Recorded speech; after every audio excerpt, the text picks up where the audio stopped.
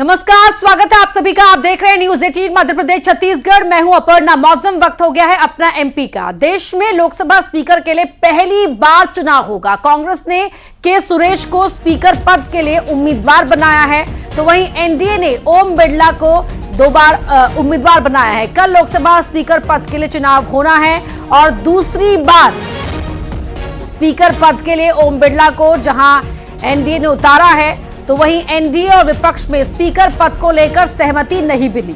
इससे पहले कांग्रेस अध्यक्ष को राजनाथ सिंह की तरफ से फोन कॉल गया था स्पीकर पद पर सहमति को लेकर, लेकिन कांग्रेस की ओर से साफ कर दिया गया था कि विपक्ष को अगर डिप्टी स्पीकर का पद मिलेगा तो कांग्रेस अपना समर्थन देगी, लेकिन ऐसा नहीं हुआ। तो अब के सुरेश ने नामांकन किया है। कल सुबह 11 बजे चुनाव होगा।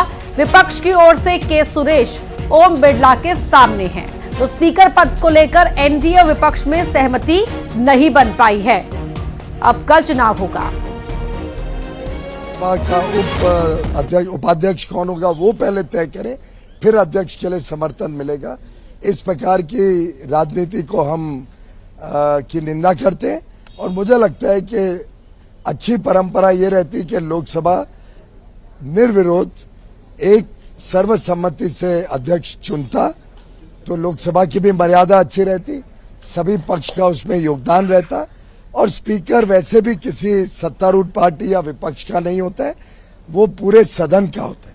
वैसे ही उपाध्यक्ष भी कोई पार्टी या दल का नहीं होता है, पूरे सदन का होता है और इससे उसमें सदन की सहमति हो। ऐसे शर्तों के आधार पर कि किसी एक पर्टिकुलर व्यक्ति या पर्टिकुलर पक्ष का ही उपाध्यक्ष हो, वो लोकसभा की कोई परंपरा में नहीं बैठता। धन्यवाद। और सीधा रुख करते हैं भोपाल का, जहां मंत्री कैलाश विजयवर्गीय कैबिनेट की मीटिंग को लेकर ब्रीफिंग कर रहे हैं। भारत शासन के निर्वाचन आयोग के नियम के अनुसार इसमें संशोधन किया है। अब राज्य निर्वाचन आयोग भी प्रिंट मीडिया को लोकल बॉडीज के चुनाव में विज्ञापन देने की छूट प्रदान करेगा।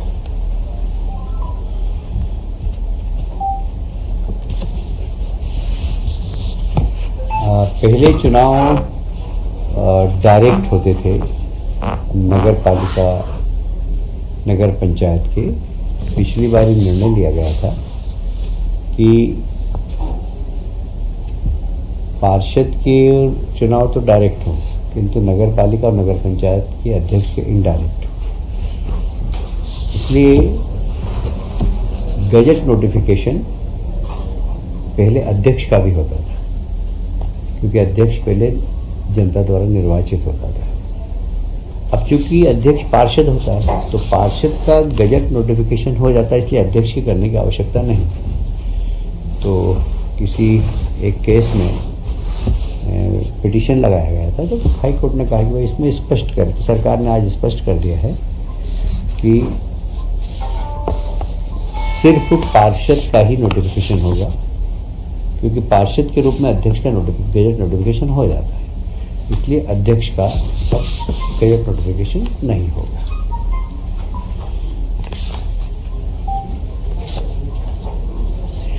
आज एक और महत्वपूर्ण निर्णय लिया। आज हमारे यशस्वी मुख्यमंत्री डॉक्टर मोहन यादव जी ने मंत्रिमंडल के सामने एक सुझाव दिया कि जो मंत्रिमंडल के सदस्यों को वेतन भत्ता मिलता है उस पे लगने वाला इनकम टैक्स राज्य सरकार भरती थी। माननीय मुख्यमंत्री जी ने प्रस्ताव रखा सभी मंत्रियों के समक्ष कि यह अधिनियम के माध्यम से राज्य सरकार मंत्रियों के भत्ते पर लगने वाला इनकम टैक्स राज्य सरकार भरे। आज मंत्रिमंडल ने निर्णय लिया कि इस अधिनियम की कंडिका को हम समाप्त कर देंगे। तो मोहन कैबिनेट की बैठक खत्म हुई। बैठक में किन किन चीजों पर फैसले लिए गए हैं, क्या कुछ फैसले लिए गए हैं, उनकी जानकारी दे रहे थे मंत्री कैलाश विजयवर्गीय।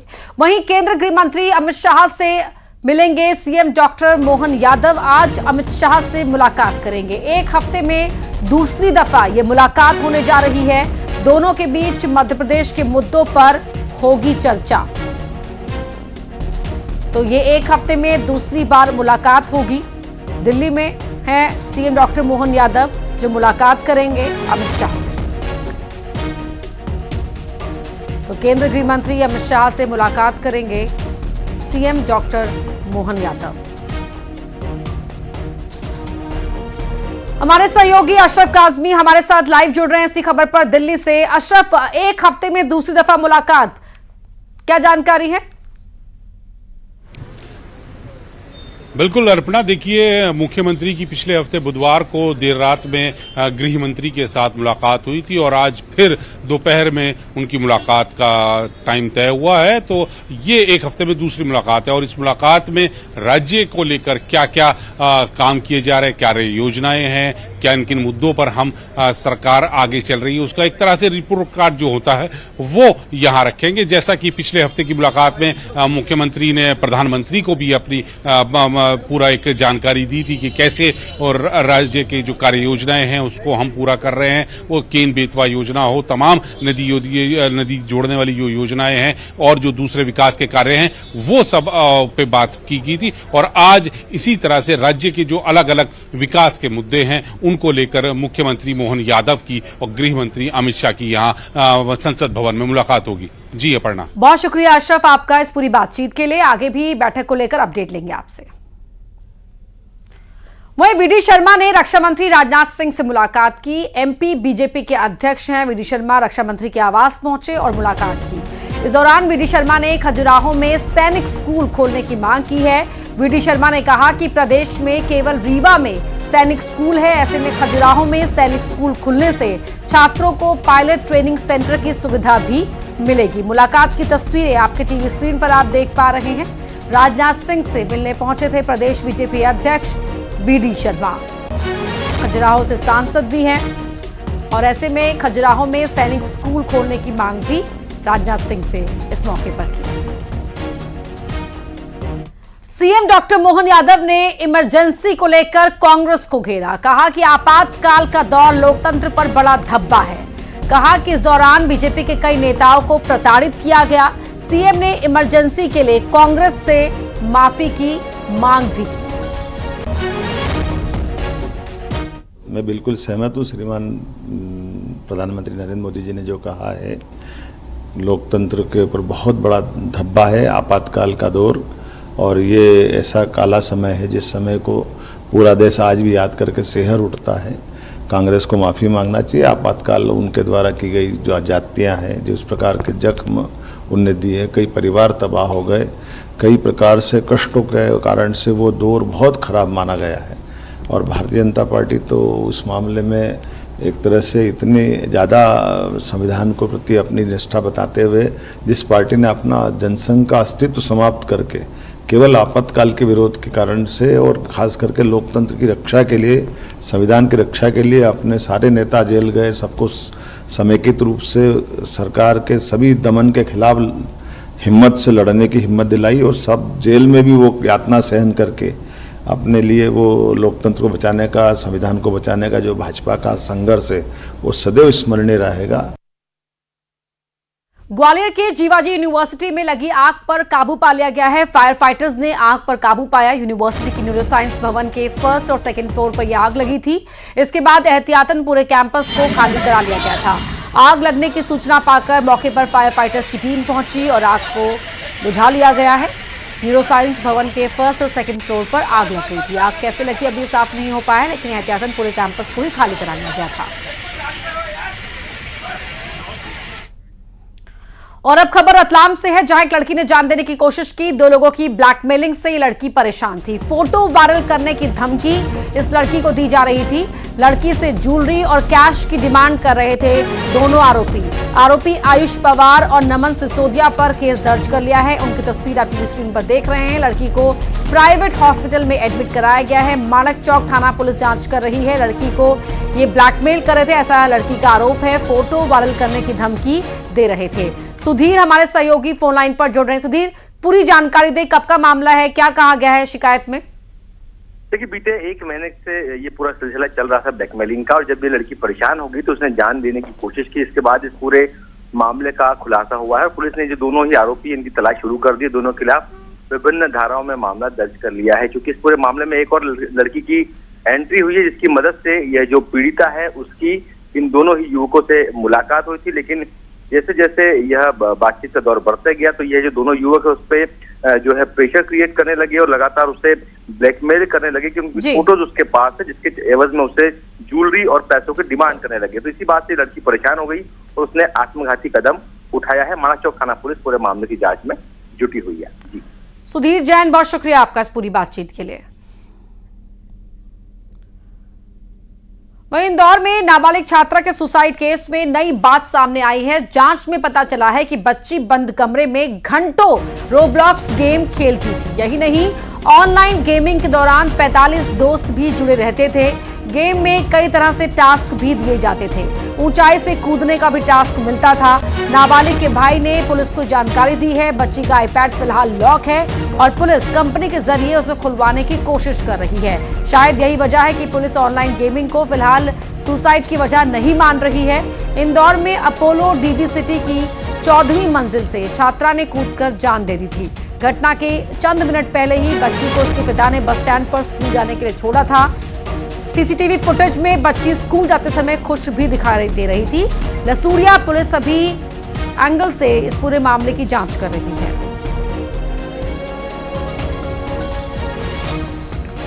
मिथिलेश हमारे सहयोगी हमारे साथ लाइव जुड़े हुए हैं इसी खबर पर। मिथिलेश, घंटों इस तरह का वीडियो गेम खेलना और उसके टास्क को पूरा करने की जो सनक होती है, इससे पहले भी कई मामले ऐसे सामने आए हैं जिनमें बच्चों में ये सनक देखी गई है। अब पुलिस क्योंकि आईपैड लॉक है तो किस तरह से कोशिश कर रही है मामले की तह तक पहुंचने के लिए?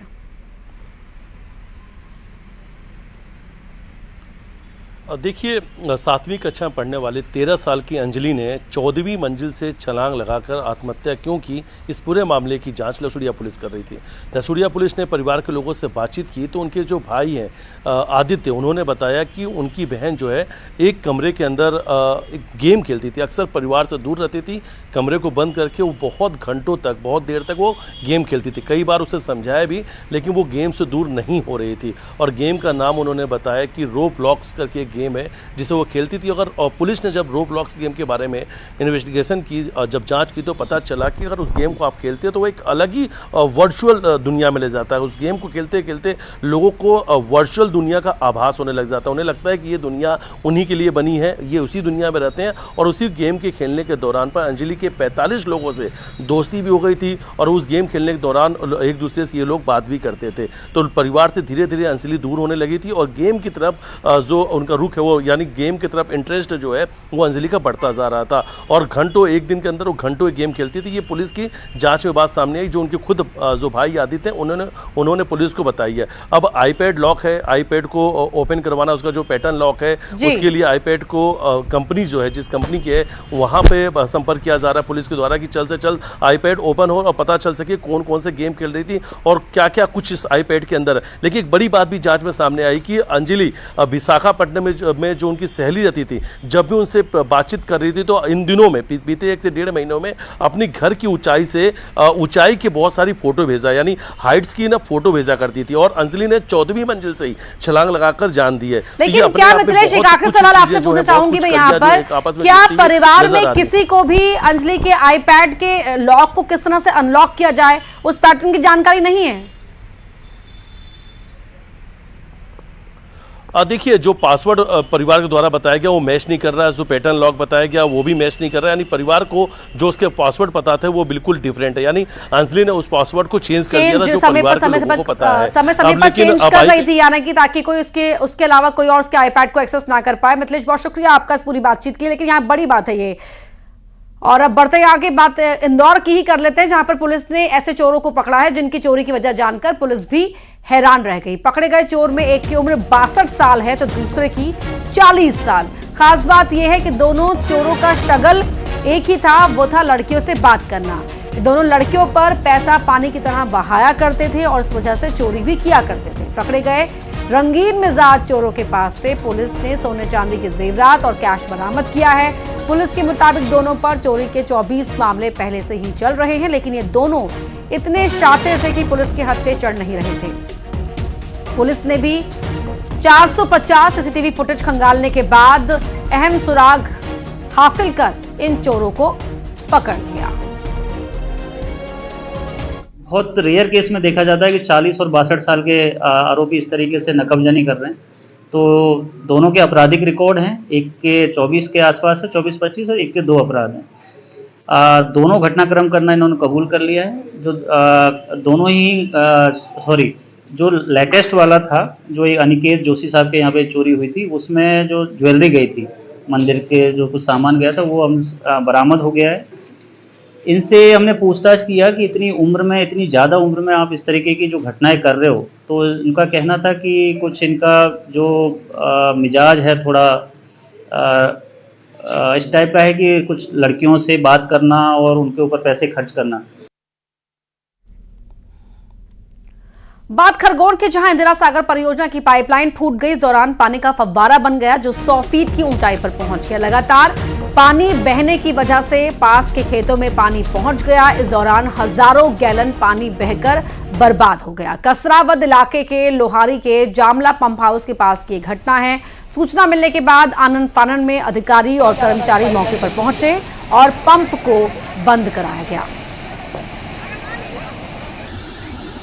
अरे इससे डबल तारा भी रहा है, बहुत ऊपर तक जा रही थी।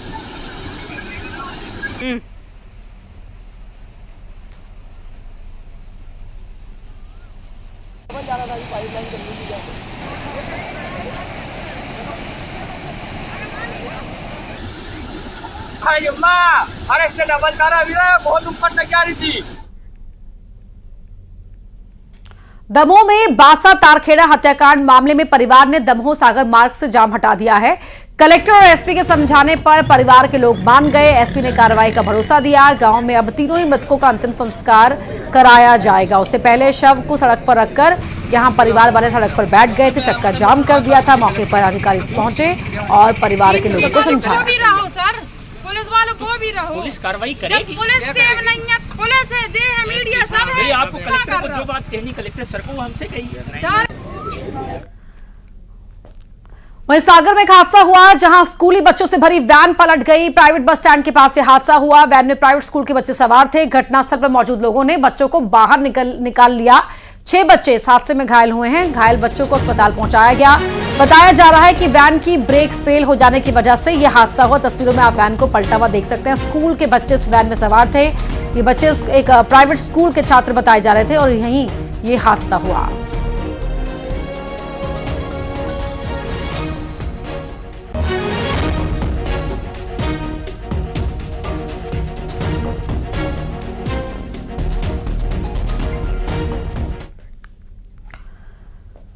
वहीं शिवपुरी में एक डॉगी की बेरहमी से पिटाई का मामला सामने आया है। मां और बेटे ने मिलकर पालतू डॉगी को पीटा। गले में तार का फंदा बांधकर उसे पीटा गया। देहात थाना पुलिस में केस दर्ज कर लिया गया है। मां बेटे पर मामला दर्ज किया गया है।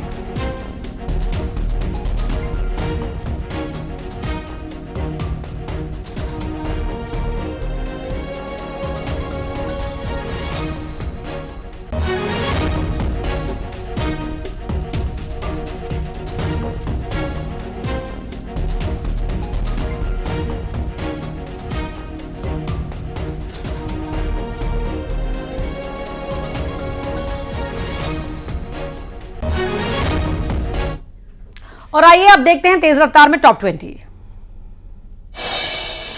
मैहर के रामनगर थाना क्षेत्र में